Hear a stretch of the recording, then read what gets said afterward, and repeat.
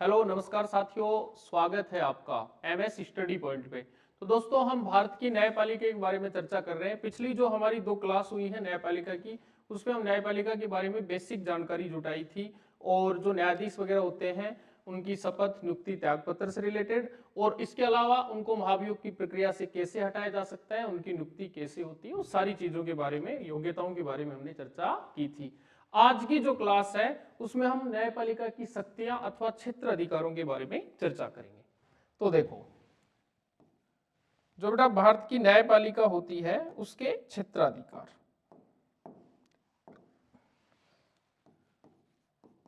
न्यायपालिका के क्षेत्राधिकार अथवा शक्तियां। देखो, न्यायपालिका के जो क्षेत्राधिकार है उसको अलग अलग भागों में बांटते हैं अध्ययन की सुविधा की दृष्टि से। इसके पार्ट बनाते हैं बेटा अपन।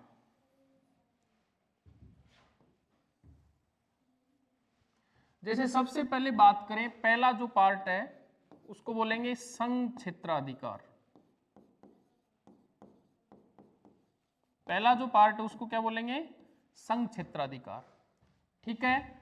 दूसरा जो पार्ट है जिसको अपन बी कहते हैं वो है लेख क्षेत्राधिकार।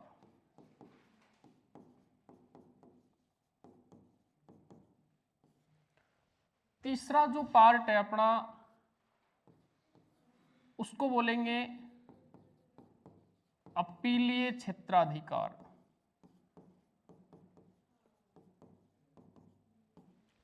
पहला संघ, दूसरा लेख, तीसरा अपीलीय, और बात करते हैं नंबर डी यानी चौथा। चौथा है उसको बोलेंगे परामर्शदात्री क्षेत्राधिकार। क्षेत्राधिकार। देखो बेटा, पहले तो यही समझो, अध्ययन की सुविधा की दृष्टि से न्यायपालिका के जो क्षेत्र अधिकार या जो पावर या जो शक्तियां, उनको 4 भागों में बांटा है। पहला संघ, दूसरा लेख, तीसरा अपील और चौथा परामर्श। अब इनको अलग अलग पार्ट बनाते हैं। संघ क्षेत्राधिकार जो है उसको 3 भागों में बांटते हैं।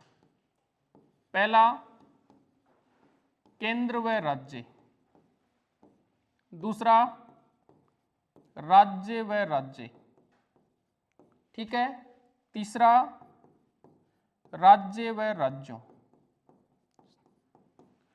संघ में 3 आ गए, केंद्र व राज्य, राज्य व राज्य, राज्य व राज्यों। ठीक है। अब चर्चा करते हैं लेख क्षेत्राधिकार की। लेख क्षेत्राधिकार में है 5। कितने प्रकार के लेख हैं? 5 प्रकार के लेख होते हैं। देखो बेटा, पहला होता है बंदी प्रत्यक्षीकरण लेख। एक एक को पढ़ेंगे भी हम। पहला कौन सा हो गया? बंदी प्रत्यक्षीकरण। दूसरा उत्प्रेषण, तीसरा प्रतिषेध, चौथा अधिकार प्रच्छा, और 5वां अंतिम परमादेश। देखना बेटा, लेख क्षेत्राधिकार कितने प्रकार के? 5 प्रकार के। बंदी प्रत्यक्षीकरण, उत्प्रेषण, प्रतिषेध, अधिकार प्रच्छा और परमादेश। अब तीसरा है अपीलीय क्षेत्राधिकार। अपील होती है 3 प्रकार की। कितनी प्रकार की? 3। सबसे पहले दीवानी अपील, दूसरी कानूनी अपील, तीसरी फौजदारी अपील। अपीलीय क्षेत्राधिकार में कितनी चीजें हो गई? 3। पहला दीवानी अपील, दूसरा कानूनी अपील और तीसरा फौजदारी अपील। अब अंतिम है परामर्शदात्री क्षेत्राधिकार, और इस परामर्शदात्री क्षेत्राधिकार का उल्लेख है भारतीय संविधान के अनुच्छेद 143 143 में। एक बार आप ये जो पूरा डायग्राम इसको समझो बेटा। हम पढ़ रहे हैं क्या? न्यायपालिका के क्षेत्राधिकार। ठीक है। क्षेत्राधिकार 4 हैं: संघ, लेख, अपील और परामर्श। संघ में कितने हैं? 3। केंद्र व राज्य, राज्य व राज्य, राज्य व राज्यों। ठीक है। उसके बाद लेख, लेख में कितने हैं? 5। बंदी प्रत्यक्षीकरण, उत्प्रेषण, प्रतिषेध और अधिकार प्रच्छा, परमादेश। फिर है अपील। अपील कितने प्रकार की होती है? 3, दीवानी अपील और दीवानी, कानूनी और फौजदारी।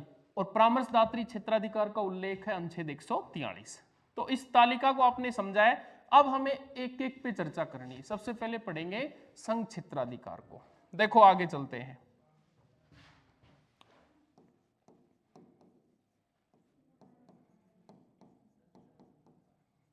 संघ क्षेत्राधिकार 3 है। पहला केंद्र व राज्य, दूसरा राज्य व राज्य, तीसरा राज्य व राज्यों। अब समझो बेटा, ध्यान रखना है, भारत संघ यानी केंद्र सरकार और किसी राज्य के मध्य, केंद्र की सरकार और किसी राज्य सरकार के मध्य अगर आपस में कोई विवाद है तो उसका निपटारा सर्वोच्च न्यायालय करेगा, भारत का सुप्रीम कोर्ट करेगा और उसे संघ क्षेत्राधिकार में शामिल किया जाएगा। तो पहला केंद्र प्लस राज्य। दूसरा, दो राज्यों के मध्य आपसी विवाद, कोई भी दो राज्यों के मध्य किसी प्रकार का विवाद है तो उसका निपटारा भी सर्वोच्च न्यायालय के संघ क्षेत्राधिकार में होगा। तीसरा क्या करे? राज्य, एक पक्ष में एक राज्य और बनाम दो या दो से अधिक राज्यों में कोई विवाद है तो उसका निपटारा भी सर्वोच्च न्यायालय के संघ क्षेत्राधिकार के अंतर्गत किया जाएगा। देखो, यहां केंद्र प्लस राज्य में विवाद, यहां दो राज्यों में विवाद, यहां एक राज्य बनाम दो या दो से अधिक राज्यों में विवाद। इन तीनों में एक चीज याद रखनी है, अगर उपरोक्त मामलों में कोई ऐसा मामला है जो 26 जनवरी 1950 से पहले का है, समझना बेटा, क्योंकि 26 जनवरी 1950 को हमारा संविधान लागू हुआ। अगर ऐसा मामला 26 जनवरी 1950 से पहले का है तो वो न्यायपालिका या भारत का सुप्रीम कोर्ट उस मामले की सुनवाई नहीं करेगा, उसका निस्तारण भारतीय संसद के द्वारा किया जाएगा। ठीक है, तो एक क्षेत्राधिकार कंप्लीट हो गया, कौन सा? संघ क्षेत्राधिकार। अब हम आगे बढ़ते हैं। दूसरा मैंने आपको बताया था लेख क्षेत्राधिकार।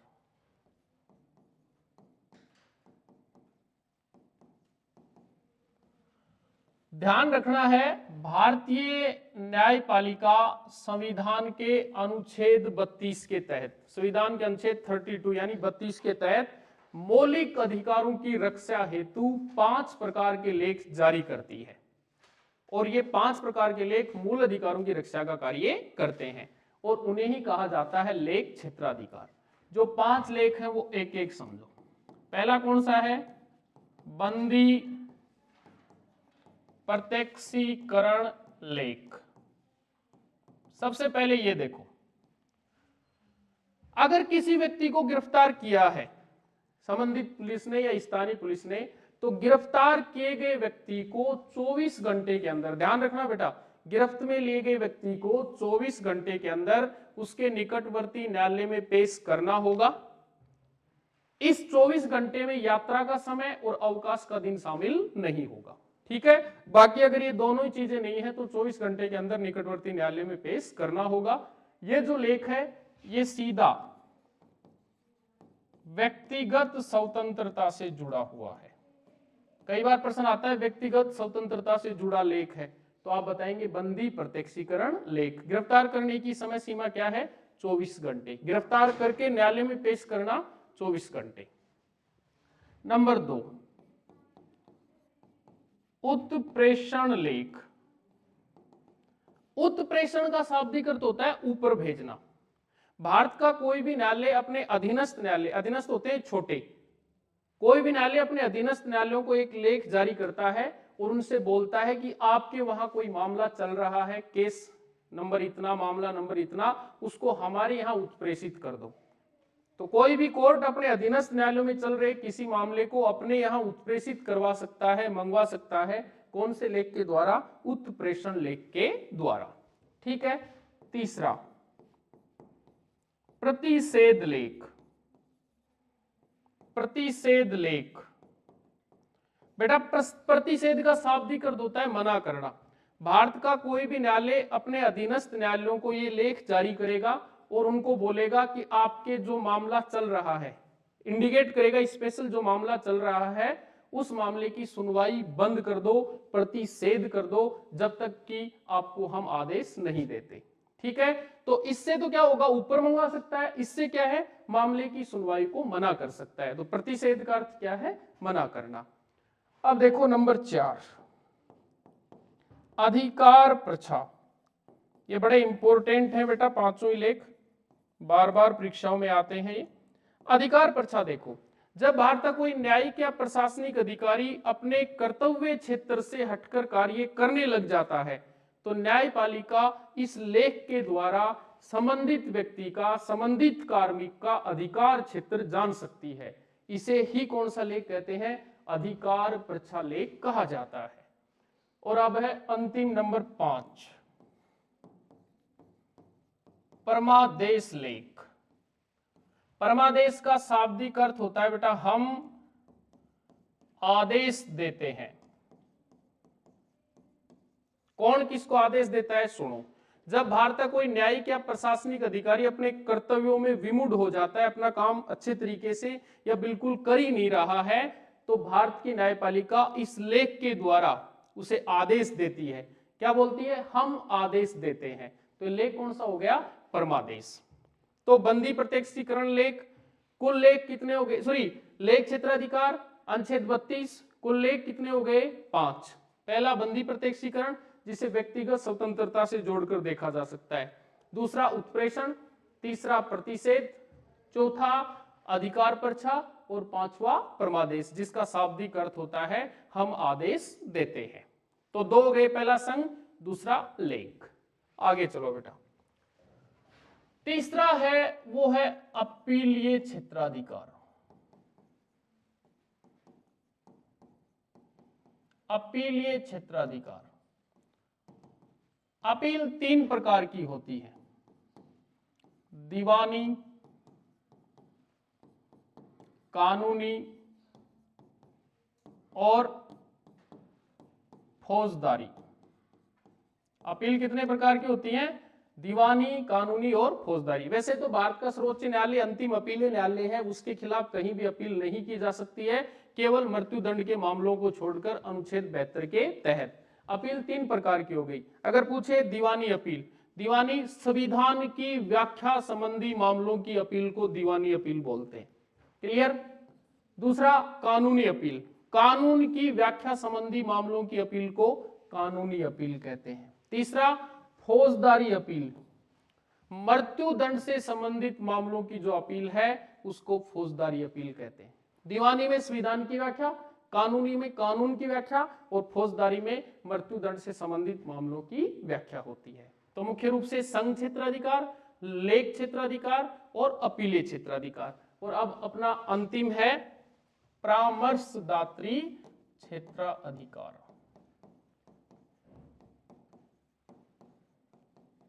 परामर्शदात्री क्षेत्राधिकार बताया था, इसका उल्लेख संविधान के अनुच्छेद 143 में। परामर्श का अर्थ होता है सलाह।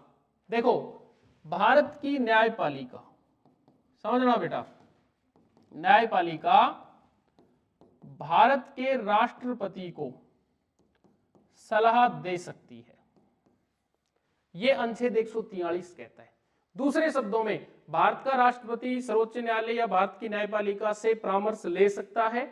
न्यायपालिका परामर्श दे, राष्ट्रपति परामर्श माने, बाध्यता नहीं है। तो यह न्यायपालिका का परामर्शदात्री क्षेत्राधिकार है जिसका उल्लेख भारतीय संविधान के अनुच्छेद 143 में।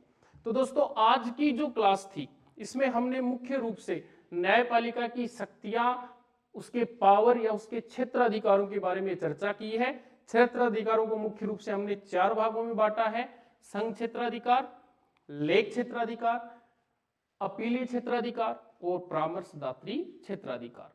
धन्यवाद।